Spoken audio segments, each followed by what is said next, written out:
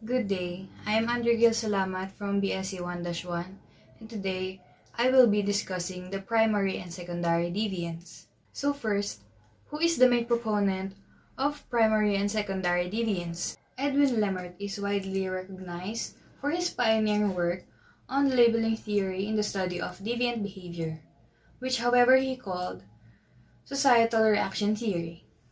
He preferred this title because the social or community reaction to deviance form a central feature of his perspective.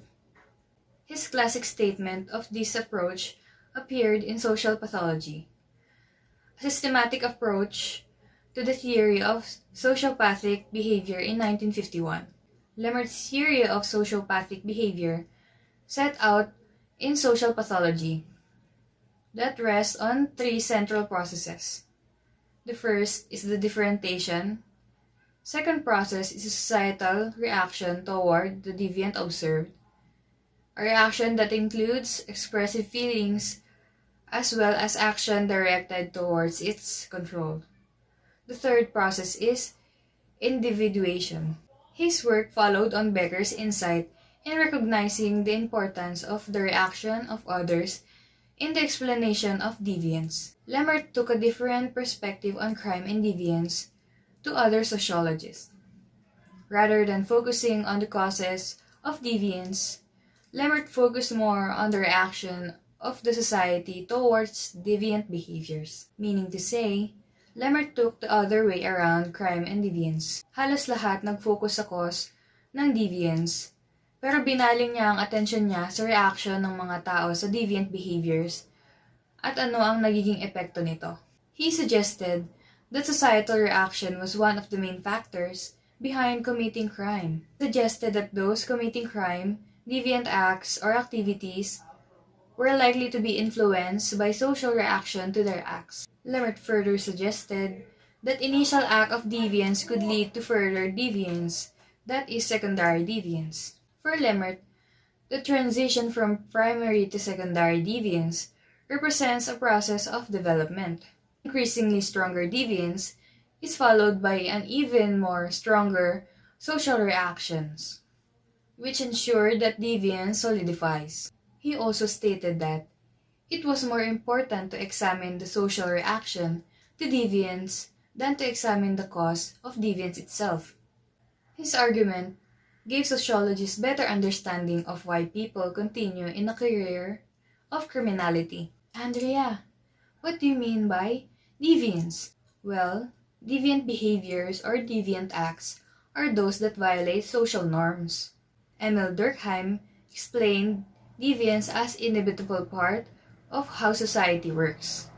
In short, deviance is much expected to happen in a society. But isn't that just crime? Well, deviant acts and crime may have something in common, but still they are different. Deviant acts only violate social norms or standards. Crime, on the other hand, violates the law. Deviant can be a criminal or non-criminal. Deviant acts may be considered as criminal if his acts also violated the law.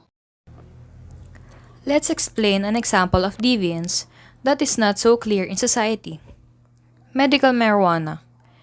It has been listed as a Schedule I drug, which means that it is just as dangerous as heroin or ecstasy.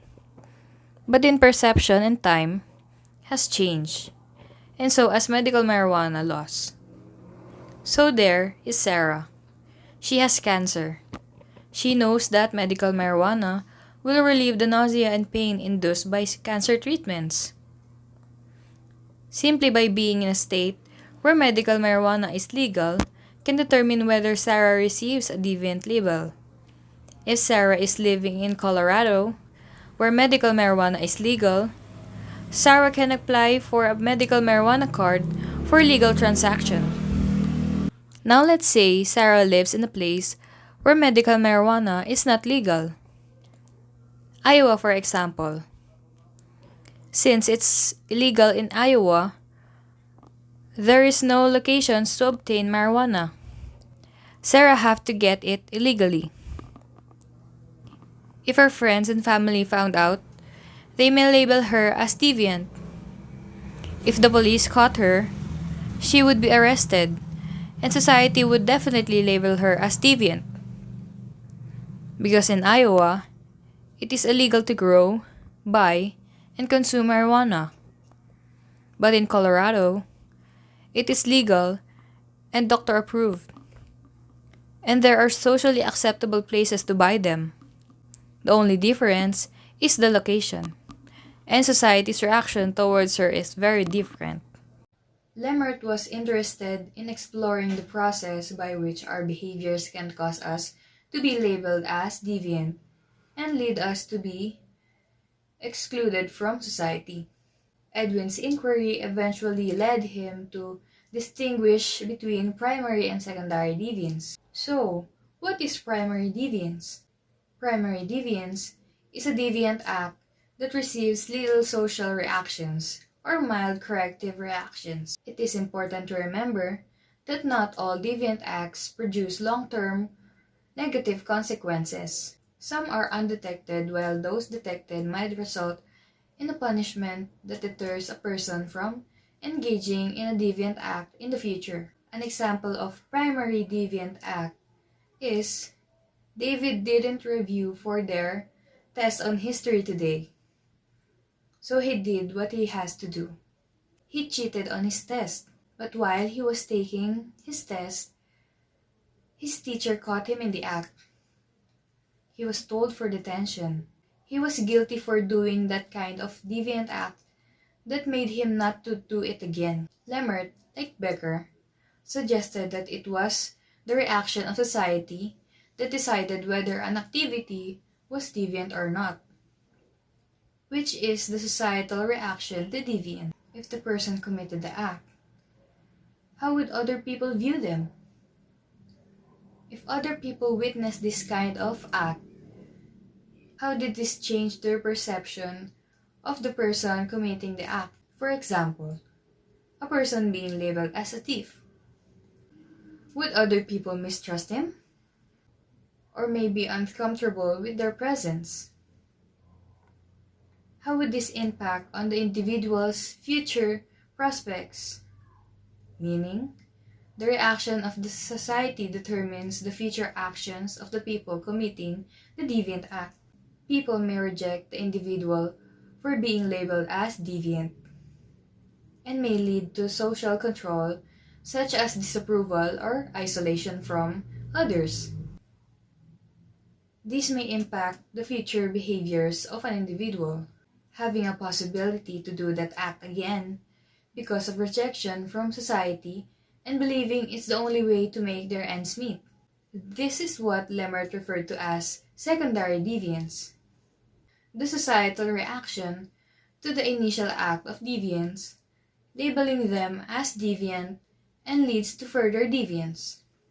They tend to believe that what other people say about them is what they are. So, they absorb that kind of reaction from others, which turns them into what they are labeled as. Lemert suggested that the primary focus of criminology should be to examine the conditions that lead people to reoffend, that is, to commit secondary deviance. As stigmatizing different forms of criminality can determine the future deviant careers. Once an individual is labeled such as thief, they are less likely to be trusted, so crime becomes the only way to satisfy their basic needs. So, the societal reaction to primary deviance leads to secondary deviance. However, not all primary deviance lead to secondary deviance. As what I said earlier, not all deviant acts produce long-term negative outcomes. Yung iban, nagbabago. Hindi nila ina-adopt yung behavior na yon. As you can see in the pictures, these are some examples of primary deviance, such as vandalism, cheating on tests, littering, loitering, and stealing. As you can see, here are some examples of secondary deviance, such as felon, sex offender, drug addict, murderer, and psychopath. In conclusion, primary and secondary deviance focuses on the societal reaction towards deviant acts of an individual. The societal reaction to the initial act of deviance, which is the primary deviance, labeling them as deviant could lead on to further deviant. That is what we call secondary deviance. Not all violation of social norms leads to long-term negative outcomes. Some may be quickly forgotten or learned his lesson, or adopt these reactions and be labeled as such.